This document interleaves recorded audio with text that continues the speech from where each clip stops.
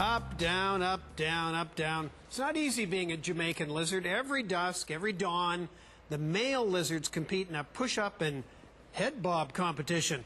Biologist Terry Orr has spent hours studying this macho behavior. For the first time ever, he's discovered exactly why these lizards do it. He joins me now from Harvard University. So, Terry, why are they doing this? Well, these animals are territorial, and primarily the adult males are defending a territory, and they do so by doing these visual displays, which are the up-down movements that you described, as well as inflating this throat fan or a dewlap. And they do that to just let everybody else, all the other males in the neighbourhood, know that they still occupy their territory and not to intrude in that particular area. Now, is it important to do it in a really obvious manner? I mean, is the bigger the push-up, the better? Yes, so the idea is that it's supposed to convey information on physical strength of the animal. So, I mean, it's the same as a push-up in a human. If you can do a lot of push-ups, you're generally considered to be pretty fit and pretty strong. And the same idea for the lizards. So they're trying to convey to their neighbours that they're still big and strong, and so if they do invade their territory, they might get into a bit of strife because they'll get physical and a bit of combat will occur. So if there's a lizard in one territory and he does push-ups, and there's another lizard about to encroach, does he respond?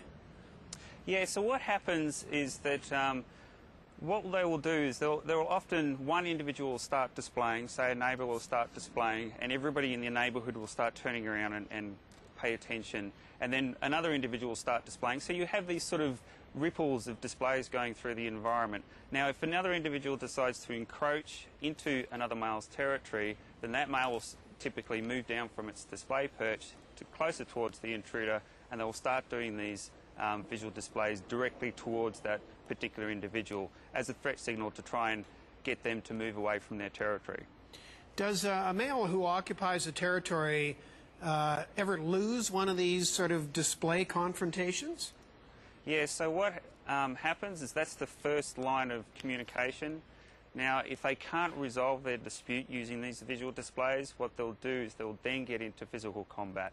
And that combat is actually really physical, and it's something that lasts for a particularly long time, and both participants have a really high chance of getting injured. Right, so now, if you're a wild animal, it's not good to be injured. So these guys really use those displays in preference to getting physical. Now, there's more than one species of this lizard. Do the displays change or differ from species to species? Well, that's really an interesting question, because there's a whole community of these anolis lizards on both Jamaica and Puerto Rico, and they use these displays, as I said, in territorial defence. So the function's the same, yet each different species has a different way of producing those head bob movements and inflating that dewlap. So the question is if the function's the same as a territorial signal, why is there such diversity across different species? Well, that's a good question that I might have even asked you. Yes, well, so the answer to that is what I study, and we have a general idea that, for example, the type of environment that animals are communicating in. So you can imagine that if you and I were talking in a crowded room, there's a lot of noise going on in the background, and we would compensate for that by talking louder. So the lizards do something similar as well. They'll speed up their displays, and the visual noise occurring in the background, which is wind-blown vegetation. These animals are pretty small. They're about the size of the palm of your hand, so they're trying to communicate in a really complex environment when there's wind moving around. So what they'll do is they'll speed up their displays. So that's one way that they can we can account for the differences in display across different species. Now, Terry, you're also using a robot lizard. Why? Well, the idea is that we can obviously have a look at these different species, we can measure the displays, we can measure the environment that they're communicating in, and we can come up with these ideas about what's potentially influencing their display behaviour. But if we really want to get into the system, we want to be able to get in there and manipulate it. So we use this robot, we can program it to do virtually any display, and we set it up in the environment as if it was a territorial neighbour to a particular adult male. And we'll program it doing different displays, and we'll present that to the animal, and we'll videotape responses.